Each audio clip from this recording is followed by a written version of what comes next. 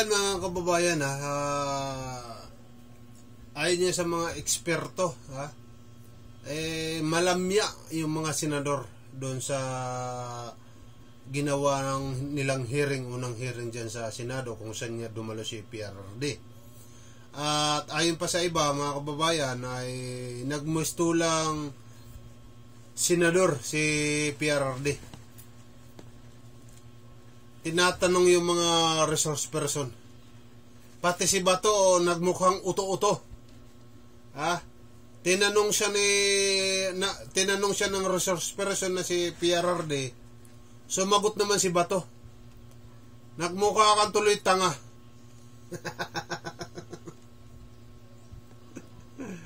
Tama mga kababayan, tama ang sinabi ni Senador Ping Lacson. Yung sinabi ni Senador Ping Lacson, bukod tangi lang po si Senadora Risa Hontiveros ang matapang na humarap dito kay PRRD. Yung mga senador nagmukha pong mga totoy, nagmukha po silang mga tuta ni Duterte. Hindi po sila nagtanong ng maayos. Nagtanong nga ito si Jingo Estrada pero kalokohan naman. Tungkol naman sa girlfriend. Mga kababayan, makikita po natin dito kung anong klase ang itong mga senador na to na mga aso ni Duterte. Nagmukha po silang mga dito. Ayon nga sa mga eksperto mga kababayan, naging malamya po sila lahat yan. Nagmistula pong hari na naman si Rodrigo Duterte sa Senado. Kung sino pa yung iniimbestigahan, siya pa tuloy yung matapang sa Senado. Siya pa tuloy yung naghari-harian sa loob ng Senado.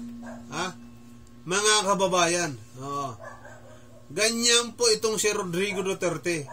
Kaya nga mga kababayan sinasabi nga dito ni Ping Lacson, yung mga senador na nandoon sa hearing, nagmistula pong walang mga bayag. Mabuti pa raw itong si Senadora Risa Hontiveros. Dahil itong si Senadora Risa Hontiveros ay pinakita po niya na siya lang po ang senadora na ginisa itong si PRRD at napaamin pa niya mga kababayan. Yan ang senador na grabe kahanga-hanga mga kababayan. Ibang klase ka talaga, Risa Hontiveros. Dinaig mo itong mga itong mga senador na to na akala nga natin gigisahin ni Senador Jingo Estrada itong si PRRD. Pinaringgan lang po siya na yung ama mo, yung tumutulong sa akin, nabahag na po yung buntot ni Jingo Estrada. Yung iba hindi na tayo magtataka tulad ni Bato de la Rosa, Robin Padilla, Bongo. Hindi na tayo yung magtataka mga kababayan kasi in-expect na po natin talaga na hindi sila magtatanong dito. Hindi nila gigisahin si PRRD.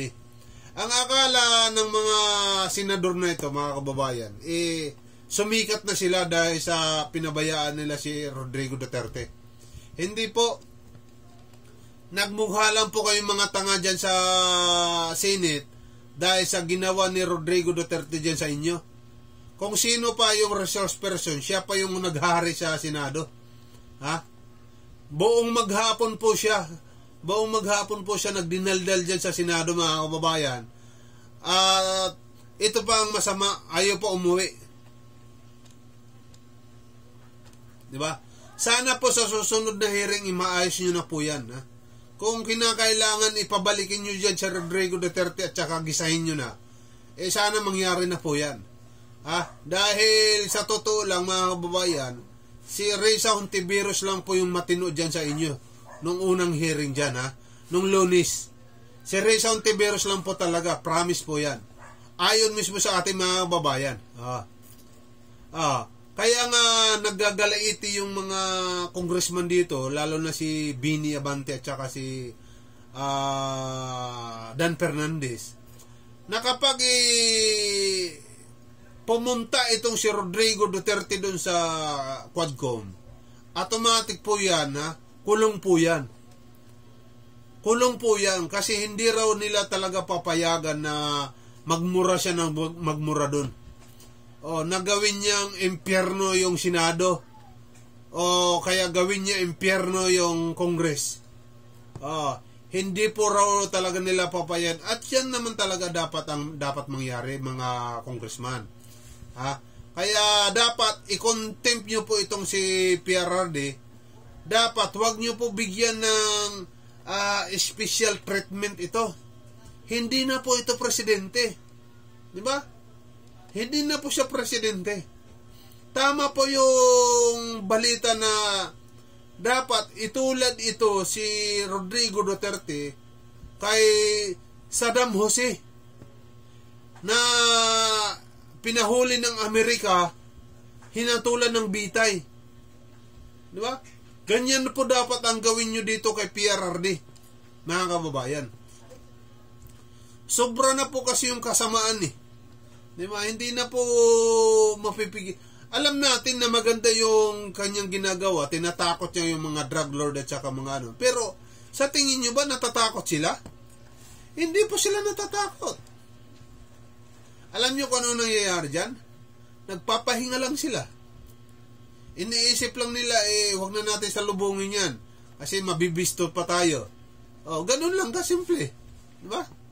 Wala rin nangyayari. Ang gawin nyo dyan, ipasa yung death penalty. Yan ang pinakamagandang gawin dyan, mga kababayan. Death penalty para dito sa mga drug lord. Death penalty para dito sa mga rapist. Death penalty sa mga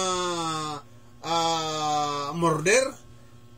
Yan ang dapat gawin nyo dyan, mga politiko nyo. Di ba? Sa totoo lang, para matakot po sila. Katulad sa dito nga sa nangyari kay Saddam Hussein, di ba? Ano bang ginawa sa kanya, di ba, mga kababayan? Binitay po siya. Dahil sa kanyang kasamaan. Di ba? Dapat ganyan po tayo dito, mga kababayan. Siguruhin po natin na mayroon tayong parusang kamatayan dito para masawata po yung mga kalukuhan ng mga politiko na to. Huwag po natin idaan sa mga patayan dahil alam naman natin na naglalaylo lang po sila habang nandiyan si PRRD. Alam naman po natin yan Di ba? Ang napapahamak po dyan yung mga inosenteng tao dahil sa kanyang paniniwala na patayin yung mga drug addict niya yan. Di ba? Sana mga congressman ipatawag nyo ito si Rodrigo Duterte kapag hindi dumating, ipakontempt nyo po ito. Ikulong nyo po ito. Huwag nyo pong gayahin ang Senado na binabastos-bastos ng dating presidente. Ginagawa po nilang tauhan yung Senado, mga kababayan. Huwag nyo pong hayaan na mangyari dyan sa Congress, mga kababayan. Huwag nyo pong bigyan ng special treatment po ito. Hindi na po siya presidente, mga kababayan. Mga politiko, hindi na po siya presidente. Tapos na po siya. Tapos na po. Dapat po magrespetuhan po tayo, mga kababayan. Dapat po ganun ang mangyari sa atin dito sa Pilipinas. Kaya nga meron tayong kaya nga ang kagustuhan ng ating Pangulong Bongbong Marcos bagong Pilipinas. Magbago na po tayo, mga kababayan. Isko po naman. Wag na po natin hayaan yung mga ganito. Mumura-murahin, magmumura-mura ka sa loob ng Senado. Di ba? Ang pangit po nun, mga kababayan, sobra po hindi maganda yan. Hindi po talaga, promise, hindi po talaga maganda yan. Gagayahin po ng mga kabataan yan. Iisipin na nila ay napakaganda. Napakaganda pala na magmura. Ultimo naging presidente, panay mura di ba? Kayang-kaya naman baguhin yan mga kababayan, di ba? Okay, see you next vlog po mga kababayan. Salamat.